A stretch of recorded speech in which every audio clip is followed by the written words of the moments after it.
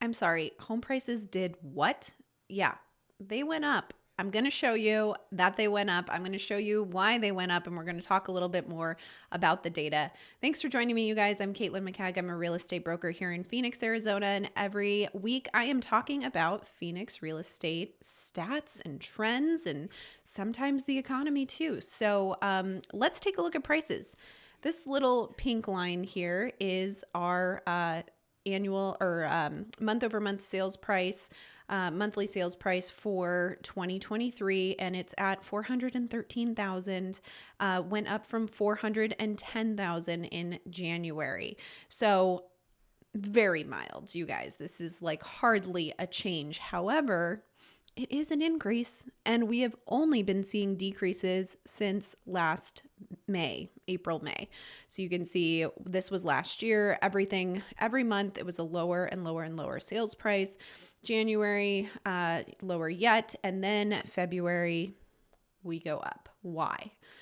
All right. Well, if you've been watching my channel, you know I've talked about in the past couple months how we've been seeing a lot more listings going under contract. We've been seeing more listing activity or contract activity.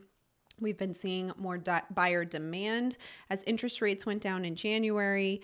And we've also been seeing the CMI start to increase. And I'm going to talk more about that in a second. But really, when you look back, you see we had an increase in listings under contract. And what this means is that the listings that are out there, buyers were scooping them up and wanting to buy them. They were going under contract, and then that will lead into a sale, obviously, once that closes. Now, of course, sales are lagging indicators, right? So all of these closings in February that indicate a higher sales price, that happened 30 plus days ago. We're in March now, and we won't know the March numbers till we get to April. So keep that in mind. But how does this happen when all we hear in the media is that prices are continuing to fall or crater, or, we're set for a decline in home prices?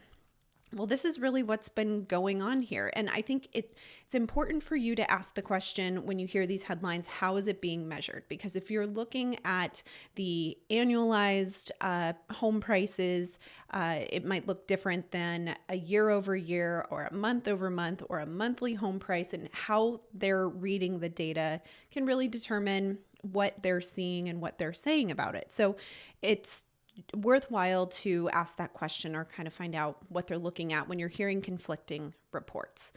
So as we started the year, we really shot up in terms of our listings going under contract. So there was a lot more buyer activity.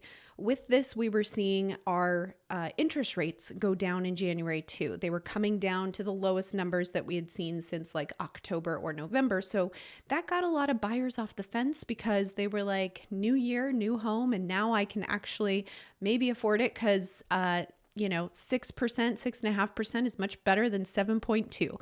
So we started to see a lot more buyers coming off the fence. That converted into these listings going under contract, which then converted into more sales. So in February, we saw an uptick in the number of sales that closed. So all of that combined, ended up affecting our sales price on a monthly basis. Again, not by a huge amount, $3,000, but it is the first time we've seen home prices go up since back in April or May. We've just only gone down since then. So one thing that is important to point out, I think, that I talk about on this channel a lot is the Cromford Market Index. And if you're new, I follow the Cromford report. They look at all of the information in the MLS and analyze data on a daily basis. And they have this index that really measures supply and demand in the market. And the point of the index is it is a predictor of price appreciation or depreciation. It's really the predictor of where prices are heading. And over the last month or 2 months, it's been going up. And I haven't shown this graph. I've only been showing the dials of what the number is for the market index. But when you see it on this graph, it starts to make a lot more sense. Since December, mid-December, and getting into January, we've only seen the CMI increase. And that is, again, a predictor of future prices And now we're seeing prices go up. So while, many of you take this with a grain of salt, it is doing its job. It is predicting where our prices are going. Now, this isn't meaning that, we're going back into a crazy market. Prices are only going to continue to go up. There's nothing definitive about what we're seeing, but it did predict the trend of February home prices going up. As we had seen December and January, it started to tick up rather than go down. And I don't know where this is going to head next. The Cromford Market Index is the predictor. It's not something that we can predict.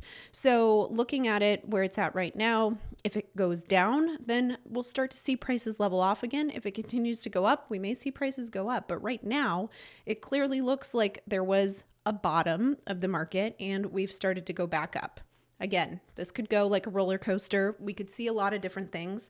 There are a lot of factors out there that could change things, but the CMI was a true predictor of this price increase that we saw month over month. So keep that in mind as we talk about the CMI in the future. And let's look at listings because this is another factor. So our active listings on the market has gone down by about 2,000 since we started the year. And we've only decreased in active listings since October is when we hit the peak.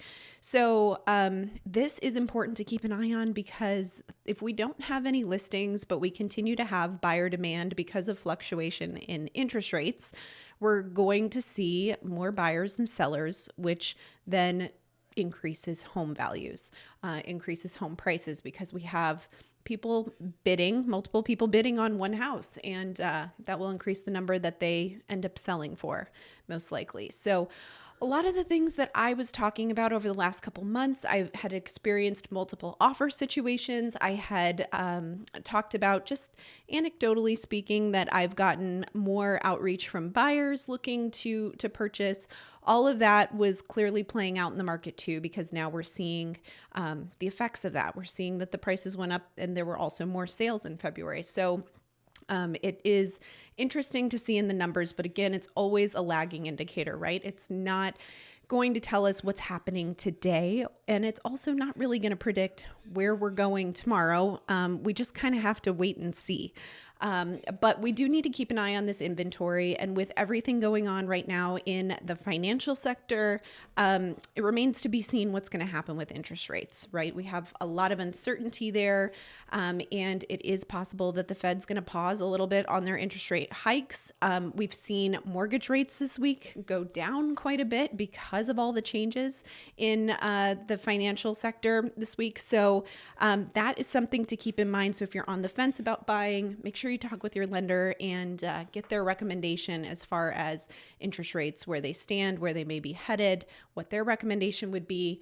And if you're a seller, we'll see what happens with these rates. You might start to see some more activity on your listings. So believe it or not, guys, the median sales price went up in February. We'll see if that trend continues, but what you are hearing is true. So if you have any questions, feel free to reach out to me. Check the description below to set up a discovery call or use some helpful links there about buying and selling. And I will be back on Monday with a Monday market update. Thanks for joining me, you guys. Have a great weekend.